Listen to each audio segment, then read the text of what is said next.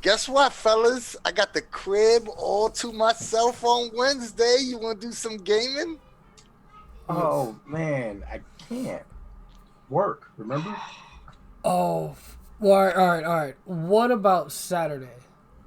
Nah, I can't do Saturday. I got that thing I told you about. That thing. I can't do Saturday. I'm sorry, man. I really wish I could. Well, you know what? Friday is normally the day we get together anyway. Let's do Friday. Friday is no good. Uh, So yeah. fellas, I think it might be time to take our gaming online.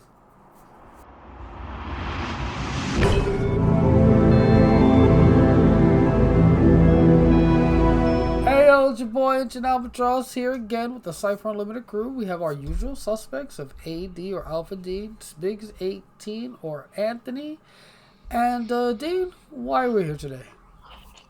Well, guys, we're all contending with the state of the world today, the coronavirus, COVID-19, whatever name you want to put on it. But it has us, many of us, the majority of us, stuck at home. And what better thing to do than try to get our gaming on? A lot of people who are shut in and everything are turning to online gaming, which I guess I don't know if you guys heard, but apparently the owner of Zoom stands to make like $2 billion this year alone, just because of the uptake in people using video conferencing for work from home, and of course people are going to use it for gaming and so on and so forth. So we're going to talk about online gaming techniques, go-to methodologies, the ideas behind it, so on and so forth.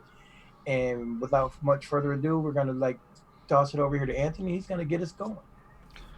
First and foremost, I just want to wish and hope that everyone is out there watching this video that are safe and healthy in these trying times. I hope you're practicing what's it, social distancing and hand sanitizing, and taking care of yourself for not only yourself's sake but for others. This is a really extreme measure, extreme case that I think no one is No one saw coming. experienced yet or experienced before. So it's all new. It's all new to everyone, and you know we just hope that this video, if you haven't learned how to online game, might encourage you to do so. Because even though I prefer live playing, online is a pretty darn good alternative. Yeah, I mean, and especially at a time like this, you can using all the tools available to you to have a good time is definitely not nothing to shake a stick at or whatever the terminology is for that, the phrase. Um, but yeah, there's so many different ways to game online. Back when it first all started, early on, or not when it all first started, but early on in the online era, as you would call it, of tabletop gaming, people mostly just did video conferencing, much like maybe us doing this video here. We're just on a call with each other. People had their own sheets in front of them, dice or whatever have you.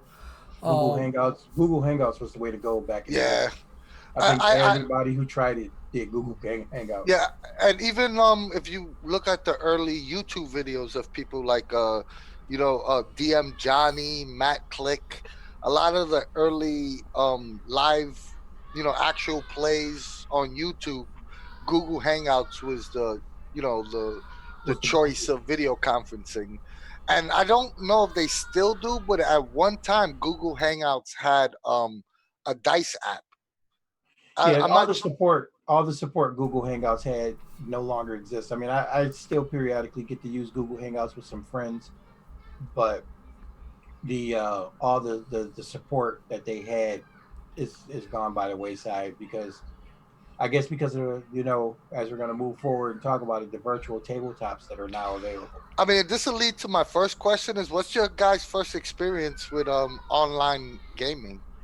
oh, um, I think my first time ever playing online was when we set up our first games on that one Discord we were on that we all that time ago. I don't think we ever played online before that. Like we never did any of our D&D games online. I don't think. So I believe my I We did two. you ran a game online. The first game you ran was online. So then that's probably was my first foray. Then was Yeah. running that game online for y'all. I thought that was in person though. No, that was online. Then That was online. forget Yeah. my memory, everybody. Yeah. So I guess that was my first foray was running that D&D 5e game for you and our friends at the time. And yeah, I learned a little bit of Roll20 for it. Actually, now that I'm talking about it, it's starting to click how like I started, the journal sheets and Yeah. all that stuff. So I wasn't actually there at the beginning of this era, quote unquote. I was over there when the ease of tools were already around, like Roll20. And Roll20, if you don't know what that is basically just a virtual tabletop that allows you or gives you tools to make gaming online easier. It gives you a little table to use where you can put images or a map or whatever have you, little icons for miniatures. And the most important part for me was it had character sheets and it had a dice roller and a chat. So it was very easy for us to all look at the same sheets, look at the same information at the same time. And yeah, I mean, after that and learning that it wasn't as scary as, because there are a lot of functions and, a lot of functionality and things to learn with Roll20. But after I got over the little hurdle of learning the user interface and learning what little buttons do here and there, it was quite an enjoyable experience. And I got to learn that it is an extremely powerful tool for playing when you can't actually meet in person. My first venture into it was a whole lot more antiquated than what Al went for. you know, there was no virtual tabletops the first time I did it.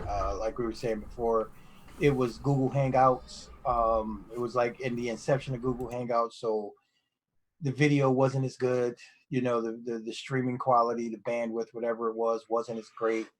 Um, and it was a lot of hiccups, because of course, used to being around a table and you're a GM and you want to see dice rolls and all that kind of stuff. So it took some getting used to. Um, Everybody had their character sheets, of course. You had the PDFs and stuff, so people could send their character sheets back and forth and those types of stuff. So you got those type of resources, and then of course it was it was also kind of easy because it allowed me to put lots of things up on screen that I could just have in front of me and didn't have to worry about a GM screen. Um, and it worked, like I said, and I used it for the first time because I moved away. I moved to Arizona, and everybody I gamed with, started moving in around the country and around the world. So it was actually a way for us to kind of keep our gaming group together. Um, it was an interesting experience to say the least. I won't say I treasure it or anything like that. I mean, it allowed me to game with my friends, but moving forward to you know fantasy grounds and D&D Beyond and of course Roll20, which was kind of like the first one, and we'll eventually get into some of it, but I'm actually toying around with Astro right now, which I kind of dig. I think Astro might be a wave of the future because it's very customizable. Before we get into like actual like different versions of tabletop, um, like first let's break down like the not to cut you off, Dean. I'm sorry. No, Not no, it's fine. I cut was you off. done. Yeah. I was done. I like the original. My experience is the same as Dean. I played several times, strictly Google Hangouts, strictly. Everyone had their own character sheet in front of them. Everyone rolled their own physical dice. It was majority theater of the mind, and if there was a map, we had like a separate like a spreadsheet that everyone had a copy of their own copy of the map to look at. It wasn't like group sharing like the virtual tabletops that are today. And to be honest with you, I don't mind playing Google Hangouts. Me and Dean just recently had an experience just the other week where we played Google Hangouts with our friend, and it was I had a great time. It was It was a great awesome. time. No, I mean Google Hangouts has come so far, and here's the thing. I think the biggest boom I that we have is I think it's come so far visually, but like the that's essence of what Google Hangouts is, what video conferencing gaming is still the same. yeah. Well, It's that's what I'm saying because you know we have this because we can. I mean, Google Hangouts has a good quality now. Yeah. and you don't get that choppiness, and it's kind of cool to be able to go, hey, and I can see your facial expressions, and and I think we've moved forward too. It's just the evolution. I think that evolution is there too, which makes it kind of nostalgic, but at the same time, it makes it awesome. I think this is worth mentioning. Not only do you have video conference gaming, you also have strictly audio conference gaming, which we've done on Discord as Which we well. use a lot. Which we use a lot on Discord as well. Where you have no maps, no visuals.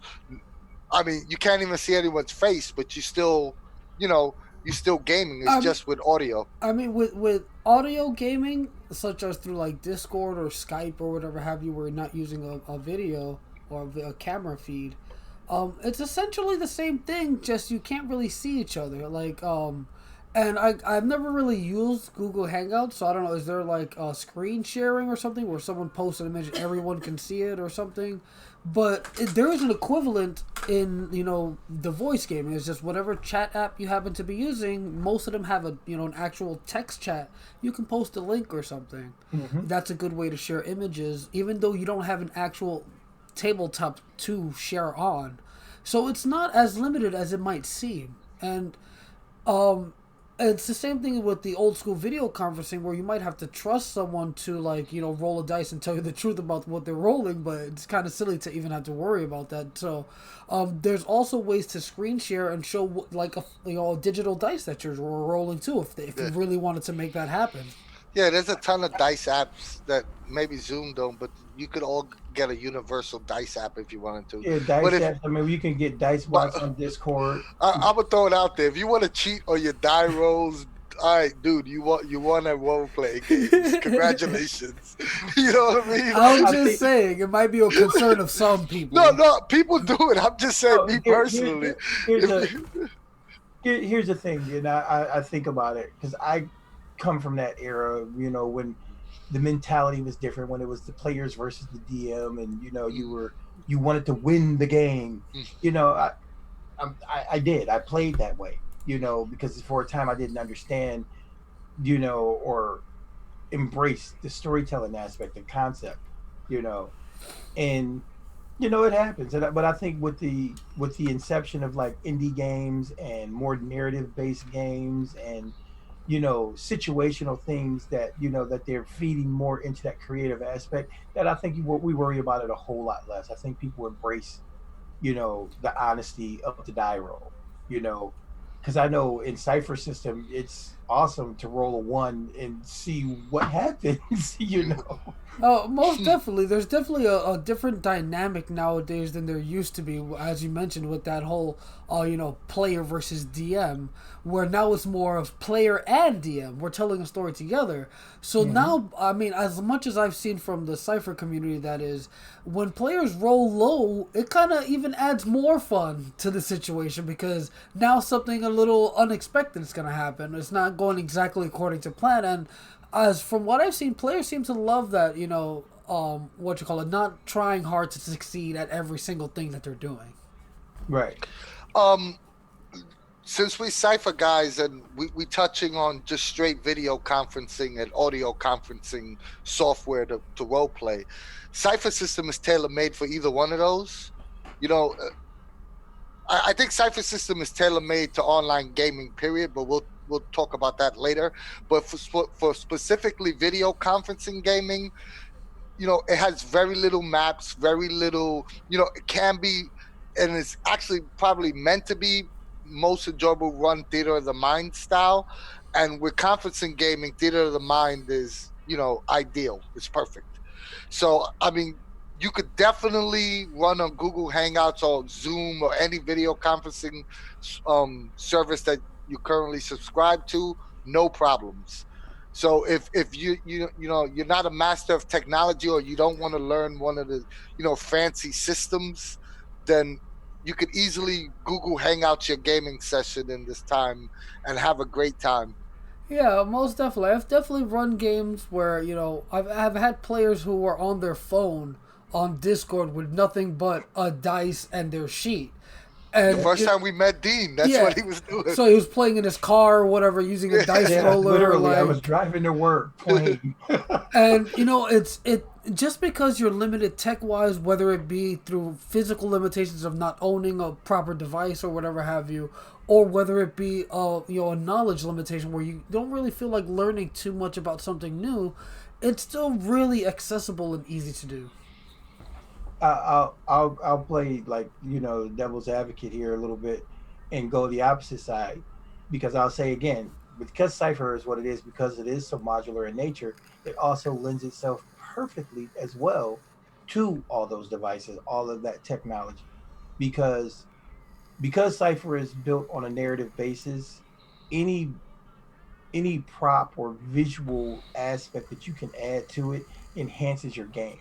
So I'm not saying that you have to or you don't have to. We're just saying that I think as a whole that no matter which route you go playing Cypher, you can a Cypher system game, whether it's Numenera, The Strange, one of their pre-written settings, or homebrew right off the top of your head, those visuals and things like that will just only enhance it. It doesn't take away from it if you don't have it.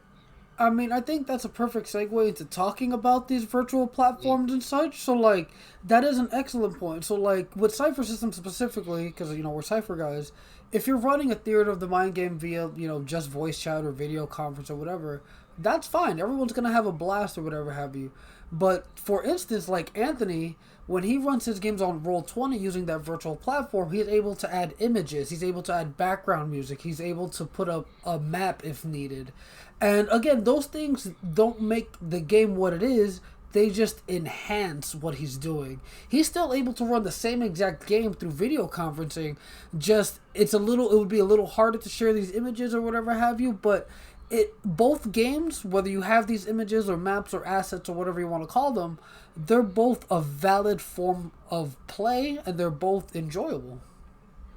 I know when I first started, because again, I'm still learning Roll20. Roll20, is growing. It's becoming more expansive with its capabilities, and I'm getting better. And thanks to Anthony, I can honestly say that I've learned how to like throw the images in, and that does enhance the game. Because what I was doing, what I was talking about, was actually using Discord to put my images up.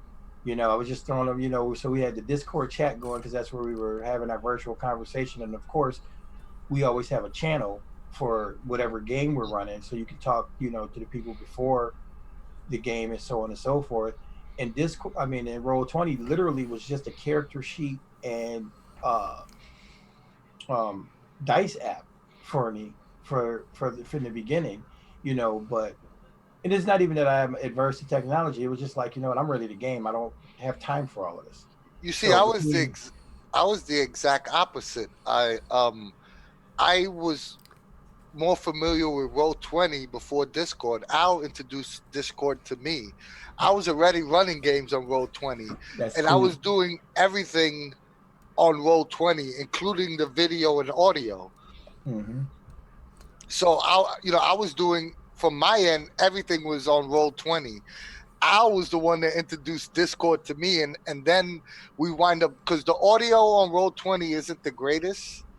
Like I Exactly. mean, That's why I didn't use it. That's what. it still isn't the greatest. And we discovered Discord trying to find an alternative to the audio for Roll20. Yeah, I That's mean, cool. basically, I was already using Discord for other various video games or whatever have you. And, Anthony was telling me, or I believe we tried Roll20 together. And I was like, the video isn't too great, or the audio wasn't the call. I was like, maybe we can just, you know, voice chat on another platform, but still retain Roll20 for, the visual and, the dice rolling and all that, and the character sheets. And using them in tandem is absolutely perfect. Like you don't have to be locked into one way or the other. Use all the tools available to you. Use Right. Discord or whatever your preferred voice chat option is for your voice chat. Use Roll20 for your sheets and your images. Use I'm not sure of a sound sharing site, but you can use a sound sharing site to share audios if you don't have the audio prepared on Roll20 or whatever have you. There's a lot of tools out there to help you fully enhance and enrich online gaming if you don't want to keep it bare And bones. and Hold on, something that we hold on, hold haven't. on. Before we go down this rabbit hole, first let's discuss what exactly is Roll20 for those that may not know. We jumped immediately. Like, Roll 20. or virtual tabletops. Right. Roll20 is I think maybe the first full on virtual tabletop out there. Tabletop Simulator might have been older. I could be wrong about that, but It might be, but yeah. because what I was going to get to is that there were a lot of things that were supposed to have come. Like I did a crowdfunding thing for one that never came to fruition. My $60 is lost to iniquity.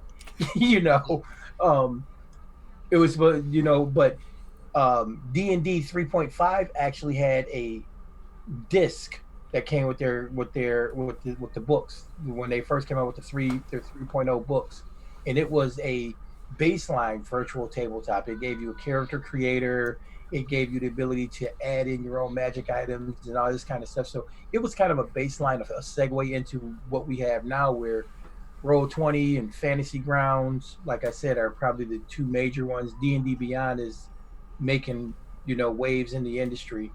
And then, like I said, I want to talk a little bit about Astro, which I started playing with over the last couple of weeks. All right, the three that I know of are that I have a lot of experience with Roll20. I don't think it's a secret. I'm a Roll20 fanboy. I do a lot of things with Roll20. I think Roll20 is it's my personal favorite, and it's a web-based system. And one of the things I like about Roll20, even though I have a paid subscription, Roll20 is entirely free. No, you know, even if you're the GM, you don't necessarily need a paid A paid subscription. account. But the paid subscription actually gives you all the bells and whistles, and it gives you more. You can load more images. It gives you um more utilization with the map. It gives you effects and stuff like that, but you don't need all that stuff. Fantasy Grounds is a actual program that you have to download onto your computer, so it isn't web based. And unfortunately, someone has to be paying a monthly subscription. If um as a player, you don't necessarily need to pay, but I believe the GM has to have a subscription. And D&D Beyond, I think everybody needs a Yeah, subscription. but D&D Beyond isn't a virtual tabletop. It's just the D&D books, right? You can't play D&D I Beyond. believe it is a. No, I'm I almost believe, positive it isn't. That let's see. aside, I've only ever really used Roll20, but they essentially all kind of boiled down to the same thing. It's just a web space that's meant to emulate an actual tabletop. So you have room for your character sheets, you have a dice roller, usually you have a place to put down images or maps, or sometimes sound. In the case of Roll20, you can add sound effects or music, or anything you like to press to plays at the press of a button, or you can just set it to be constantly on. There's lots of different ways to play with these things. But as far as actual experience goes, I've only ever used Roll20, so it's hard for me to speak on Astral, on Fantasy Grounds, on all I those mean, I think others. the biggest difference between just using a video conferencing service and using one of these sites is that it's one you it does specifically Roll20 has video and audio. If you want to just stick to one site, it lets you download the actual rule books in the site itself. It has allows you to download maps. It allows you to download tokens. It allows you, so if you play more of a simulationist style game, it's right up your alley. Like Pathfinder, D&D, Fantasy Grounds, Roll20 are perfect for that. Because sometimes theater of the mind style doesn't work with every game system. You won't have this problem with the virtual tabletops because they'll give you maps and tokens, and you could do exact measurements and distance, move your characters around. Um, it also, I can't speak for Fantasy Grounds, but I'm pretty sure they do as well. They allow you to add sound effects and music as well. Oh yeah, they have Yeah. all of that. All those things are there, and just so you know, even in the free version, you have access to it. With the paid versions, you just get more. As far as Roll20 is concerned. Yeah, And another Fantasy nice thing Grounds, you about need a Roll paid subscription though, Ano- because another you have thing to about host. Roll22 is you can also purchase individual packages and still have a free account. So you can make like a one-time payment as opposed to making a full-on subscription. This full-on subscription gives you like in-game tools like special effects for like when you cast a spell or fog of war. so you can keep parts of your maps hidden and stuff like that. That's what kind of, and it has tons of tools like that with the paid subscription. But like your books, adventures, cards, tokens, um, maps, all that kind of stuff, you can purchase those individually Uh, and have um, them in your account it's as also a worth free. noting that a full on when you pay for subscription, you get all those maps and tokens in. They give you a full library of maps and tokens. I've never bought since I just paid a monthly subscription. I literally got thousands of tokens Right, and maps right. But built it, in because you pay for the monthly. Yeah. so there's advantages in both directions. Also, Um, too, if you pay for a monthly subscription, you have a thing called a vault where you could carry. Doesn't affect so much in Cypher system, but you could carry characters from game to game. So right. if you're running, say, something like D&D Adventures League, and you have multiple GMs running different games, you could carry your character into other people's games. The same Right. character. You can't do that with a free Without a paid subscription. subscription, And right? Yeah. and that's not to say that the that you have to have a paid subscription. I use Roll20 exclusively for free. And what you call it, you're still able to upload, if you can find them, your own images for miniatures. You can there's a variety of free what is it, like stock photos you can use for backgrounds and Right. maps or whatever have you, or you can just upload your own. The You just variety have a just isn't there. smaller, A much more limited selection. yeah. Yes. You have a smaller vault, if you will. That But it's all still, you still have access to those features. It's not limited in the that thing way. about it is this: again, it's about how you want to manage it. Because you, even though you have a smaller vault, you could delete and Mm. add new stuff into it. Just have a vault on your computer where, you know what, I know I've got, let's just say arbitrarily, I've got a gig of space, and I got, want to do this adventure, so I can swap out stuff. Mm. It works like that. Let me So ask yeah, this: the mindset of GMing or as a player on a virtual tabletop, is it different to you? I have definite opinions about this. Well, as a GM and a player, the only thing that I feel like a little bit of a disconnect, if that makes sense. Like when you're in the same room with people, like you have the sort of like I guess kind of like the camera kind of mitigates this feeling, but like you kind of read the room based on people's faces and their like physical reactions. Whereas if you're only doing a video or a voice game, you can't really read it as well. So you might take something the wrong way, or maybe think something that like something you tried maybe missed its mark when it totally did, and you can't really read the room as well due to this limitation. Um, and Are there some tips and tricks you could do to help ease that problem in any way? I mean, if you have access to video, by all means go for it. If you can have your camera on, do it. That helps a ton. Um, when you're on voice only, it's a little bit tougher because with video, you can kind of exaggerate your facial expressions. You can use hand gestures. On voice, a good way to kind of mitigate that is to be like, oh, you can kind of like actually tell the GM, oh, that was funny, that was great. In a live game or when you're in person, you might not need to say those things because your body image or your body language is saying it for you. Like you might slap your knee or whatever have you. Whereas in a voice chat or a voice game, you can just be like, oh wow, that was really funny, or even just that tiny little acknowledgement goes a long way to instilling that connection and making the everyone feel like they're working together, not working together, but like in the same room. Like it kind of enhances that. I'm wording this poorly, but you get the gist of what I'm saying.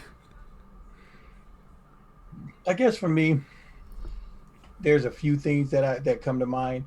Um, a lot of things, like for the naturalistic uh, way we communicate, like even for us, like we've gotten much better at reading the cues because we can see each other and we can tell when one of us is ready to speak, and so we're not stepping on each other and stuff like that. I found that early on with Roll20 or virtual gaming per se, that was a difficult thing. um, that people would try to talk at the same time, and because it's a computer, it's just jumbling all the sound up. If everybody doesn't have the best quality equipment, and not even it doesn't even have to be best. It just needs to be adequate, or so everybody may not have that, depending on their internet bandwidth, all of these little things, these technical difficulties that you don't deal with in real life. um, I find those things sometimes a little bit off-putting, but because we've been doing it for so long, this is the world we live in today. you know you learn to contend with it, you learn to deal with it. As far as player to GM, I've noticed too that, of course, with the computer, you're sitting in front of your computer, so a lot of us have multiple screens. A lot of us have, it's easy to be distracted if it's not your time. You know, so those little things, those nuances, and that's as a player, and even somewhat as a GM, because if there's an intense sequence, because I'm not the type of GM that I like to stop my players from their interactive role play.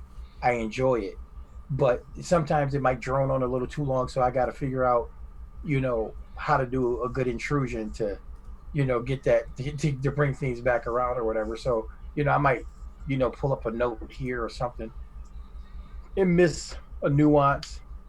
So those are my basic takeaways with when it comes to online. um, that's what I would say as far as negatives. The positives, again, like I think we've touched on over and over again. Hey, doesn't make a difference where you are. Your time zones. If you're not at work, and somebody's running the game. I'm a night owl here. On the East Coast, so 2, 3 o'clock in the morning. Hey, I'm up. I can get into a game with somebody, because they're across the pond, and that's kind of cool too, because you get really cool different perspectives when you start playing with people from from abroad. You know, um, I you mean, know, I mean that doesn't even just go for people from abroad. Like playing with people from different states, like that Yeah, can it's like pretty it's yeah. just cool. just playing it with anyone from any distance that isn't the same room as you is kind of amazing. Mm-hmm. I think I got a couple of points, but I'm gonna go back. One of the things you guys, the both of you I noticed mentioned about not being able to read the room, or not being able, or with just audio. I think it forced me to do as a GM, playing online, something that I didn't necessarily learn by playing live with actual people at a table, was to pause more, because when you can't see someone's reaction, it you could state something or describe a scene and look at everybody's face and see that they comprehended what you said, and then just immediately move on. Well, you can't do that online. So you learn to take like a 10-second pause, like you describe a scene and pause for 10 seconds, let everyone digest the information you give, and if no one starts speaking, then you learn to, okay, I'm gonna keep the story moving forward. That's something that I didn't necessarily do in person, that I do a lot more online, and I think it's very helpful if you first start in a GM online and you're not doing video, you're just doing audio, is when you describe something, or you lead into an action, or even like the beginning of initiative, do a little quick 10-second countdown in your head without saying anything, and allow the players to digest the information. So I think that's like a little tip that you could do online, that it'll actually help, because if someone does have a question, you're giving them time to say, hey, you know, or they want to talk about a specific scene, you giving them a couple of extra seconds to, blurt it out. Well, Anthony, And that I think oh I was just going to say, and that's actually good advice, regardless whether you're Mm. online or at the table, because even But I though mean, you but can at read. the table you could read it. No, no, I mean at Online the you have table. no No, I'm clue. saying at the table you can read it, but sometimes even reading it, somebody might have a question. You might they might need a moment to process or how to get that thought out. So it's just saying it's a good practice overall to take a few seconds, to let it gestate, to let those naturalistic points come out. That's all. So well good And stuff. my the second point I wanted to make was, as a GM, my level of prep on my time consumed prepping is the same, but what I prep is entirely different online. Online I'm prepping images, I'm looking for cool music, I'm looking for, atmospheric stuff that's going to enhance the atmosphere of the game way more than I do for, like the technical side of things.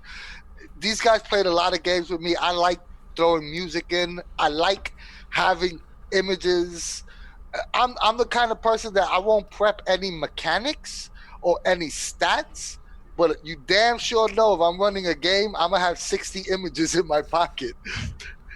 And he might Stuff, only use 4. I probably only will use 5 or 6, but I want to be the guy prepared to say, hey, is there a dog over there? Oh, there sure is a dog. I got like 4 different images of dogs, that I could throw up on roll 20. I could say, I mean, Al, go first because I know you were about to No, say no. something. My thing might lead into a big side thing, but what I was gonna say was you talking about your points, Anthony, brings up a really good point. Is that when you're GMing online, not so much playing, but GMing, there actually is a different subset of skills that you might have to learn. It's not exactly the same as gaming at a table. There's these little things like Anthony said. You might need to learn to take Absolutely. pauses.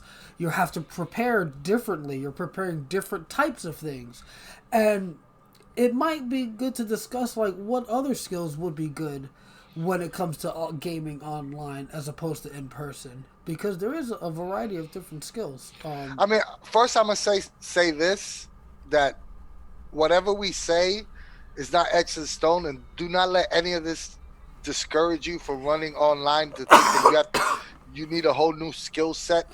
GMing is GMing. Okay. It's just that I happen to do the majority of my GMing now online, so I've developed these skill sets. But just like in person GMing is, you got to do it. You know, Well, as I long can, as you I do can, it, you're gonna get the hang of it. It's not hard at all. and I can honestly say, from my own personal perspective, yeah, I've been doing this a long, long time. I have my own style, my own flavor and talent, but I've taken cues from both of these guys. You know, um, Anthony's, because like the ambient sound and the imagery and all that kind of stuff. That was a big thing I did in person, and you know, I had to learn like that subset of how to make it work online, how to, you know, get my sounds in there the right way, how to get my imagery in there the right way. Because I'm the king of props. I love props. Al, you just sent me, my flat Oh yeah. plastic miniatures. Those things are awesome. I did another Kickstarter for skinny minis. I love props. Because and not to say that I need a grid or a map or anything. I just like props. So I've learned how to get my props virtually thanks to Anthony. The other side of the coin is thanks to Al. I've learned the nuances of using a lot of technology that I probably would have shunned.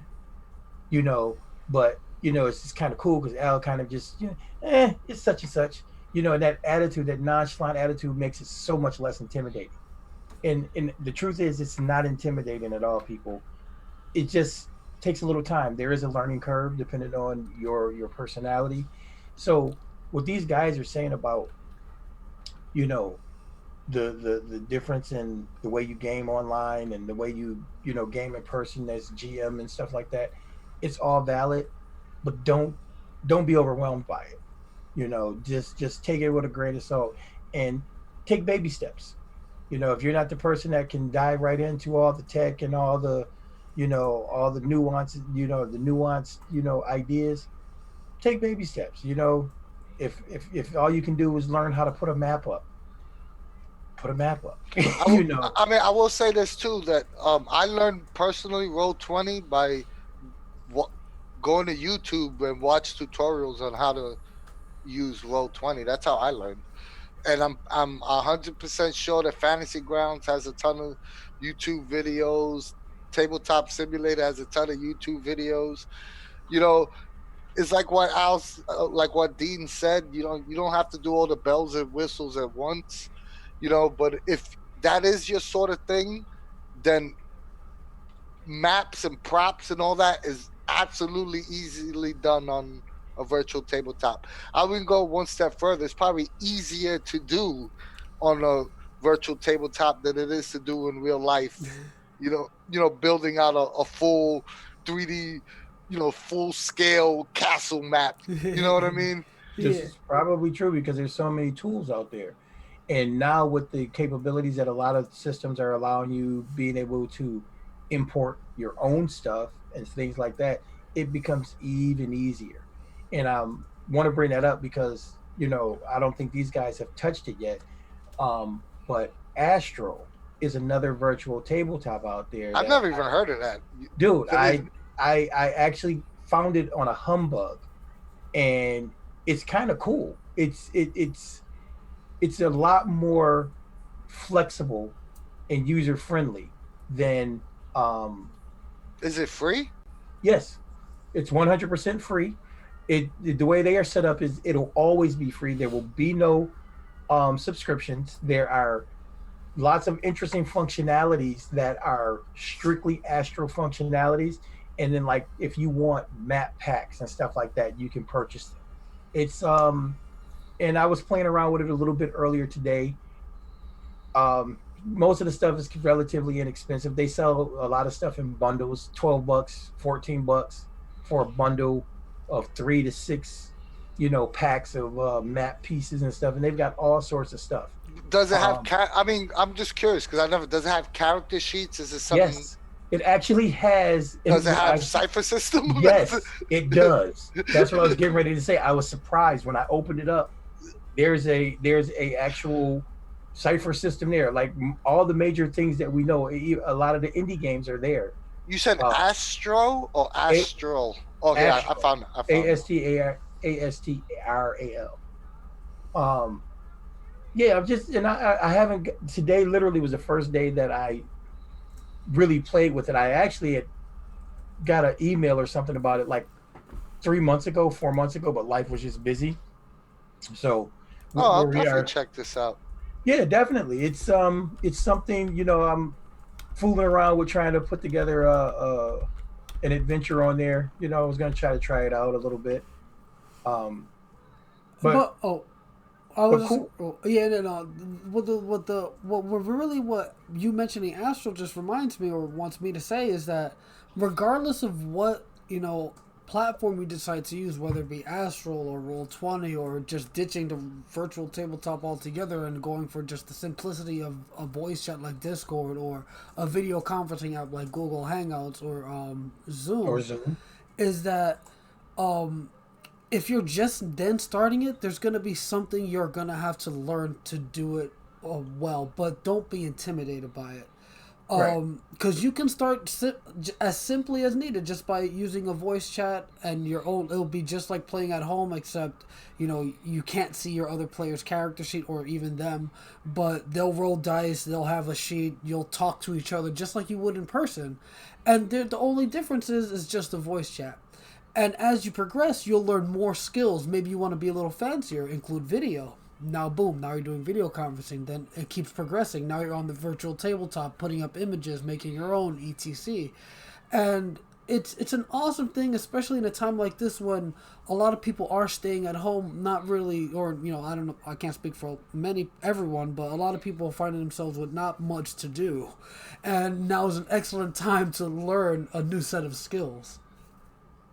I mean, I would recommend, depending on, first off, depending on the type of game you're playing, what system you're playing, do your research. You know, there's no need to pay for something when some software that's free would give you everything that you need and more. So I would like literally research Roll20, Fantasy Grounds, Virtual Tabletop, Astral Gaming, and Right. see which one works best for you. You think And you think the and do thing all the is trial, do all the right. different free trials, and see which one works best for you. Because what might work, like I'm a Roll20 guy, D might be an Astral guy, but Al might think that Fantasy Grounds is the bee's knees, and that's what works best for him. So it's whatever your own personal opinion is, and see what the overall you know, what your group is willing to spend. If you need max and you need, you need tokens and stuff like that, you need to play a simulation style game, then maybe Roll 20 or Fantasy Grounds is the game for you. But if you're mostly theater of the mind, maybe Google Hangouts or Zoom works best for you. It's Right. whatever each individual preference is, and And yeah, and the, just don't jump into paying for a service without and I doing your think the biggest research. thing too is I think what Anthony's trying to get at is learn who you are as the person at the table and the person behind the screen. Know yourself, know what your flavor and style is, and you know move forward from there. Because if you figure out what works for you and you do it that way, I think you're going to be quite happy. And your players, at the end of the day, players will gravitate to whatever you're doing as a GM if they like your GMing style.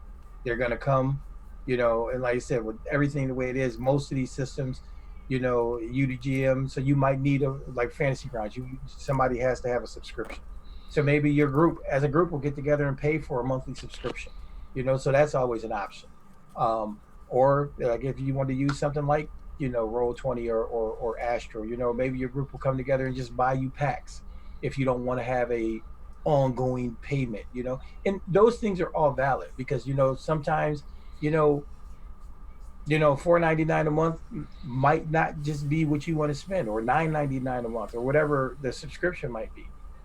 So but I think the biggest thing that we're all taking away is that online gaming is an alternative to being able to sit at that table with all your friends. It's not the same, but it gets the gaming in. And I think that's what really it all boils down to, guys. Because I know, with the way things are right now, I've actually been privy to more games recently than I have been in quite some time. I'm also touch on the other alternative. If you're a player and due to the circumstances, you could no longer game with your GM, and your GM either doesn't want to play online.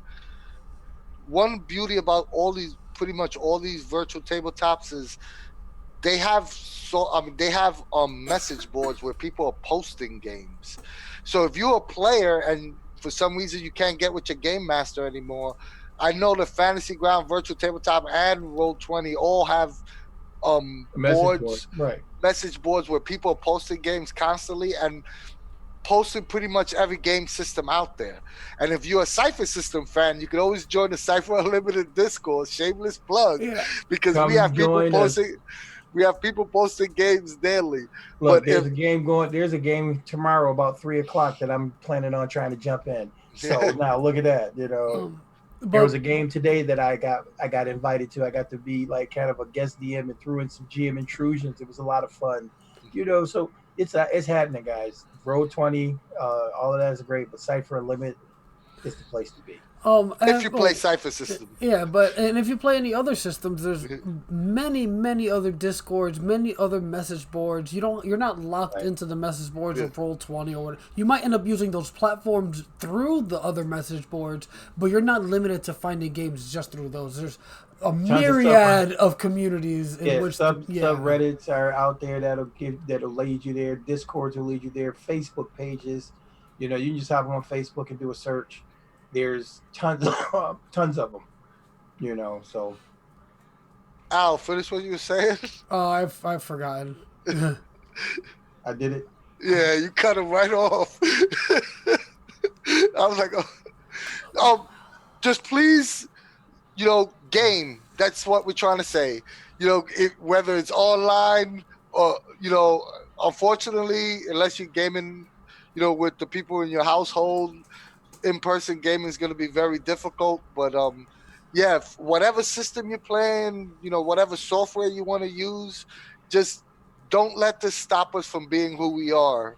It could slow our lifestyle down, but it can't stop us from doing what we enjoy. And gaming is something that the three of us all enjoy, and we hope you out there want to continue to game with us. Yeah, and as a final thought, now is actually I mean, as you know, you gotta have a silver lining, right? With all the stuff that's going on, we're actually at a perfect age, you know, where we can take advantage of these internet resources, these video conferencing applications, these virtual tabletops, to get that gaming in. Because again, like I said earlier, you have to take advantage of like anything you can during a time like this to try to give yourself a little levity, a little break from what our reality has become. As harsh it is to say that, you know, because things are a little crazy out there right now. So you know, everyone stay safe and you know, take those precautions. And funny enough, this is one of those precautions. It enforces that social distancing while still letting you game. Yeah, because if this had happened, you know, when we first started, we don't know where the gaming industry might be today. It may be non-existent because we didn't have these resources. So, you know, And as a final thought, I'm just going to echo what Al says. Take advantage of it. You know, we are in the, as I like to say, the platinum/diamond age of gaming. You know, it's available, and it's available in every genre, every aspect, every, you know, it can be as crunchy and technical as you want it to be, to as free form and, you know, narrative. So let's do it. my final thoughts would be like, online gaming is another way of making friends. We would have never met Dean if it wasn't for online gaming. I know. And 2.5 years later, we still gaming together, and that's my older brother. You know, me and Al gamed on person. Oh, 3 years. Me and Al gamed in person, but the majority of our gaming now is online because we're in different states. We would have never continued gaming if it wasn't for online gaming. So I think online gaming, though will never replace in-person gaming, it's a hell of an alternative and it's just as enjoyable. You just got to go out there and do it. Yeah, Amen. yeah, definitely, definitely. Excellent final thoughts, fellas. You know, to anybody nervous, you know, just like anything, trying anything new, you know, you just got to do it. You know, the more you do it, the easier it becomes. And yeah, again, with how times are, it's definitely a good time to learn these skills, utilize the tools at hand. But yeah, you know, thank you all so much for watching. We hope you'll take our advice, go out and game some more online if you haven't before. Get your feet wet because now is definitely the perfect time to. And you know, be sure to like, share, subscribe to the video. Be sure to hit that little bell button to get notifications as to when we post videos. And yeah, you know, thank you all so much for watching. Continue being awesome. And from us at the CU, we will see you later.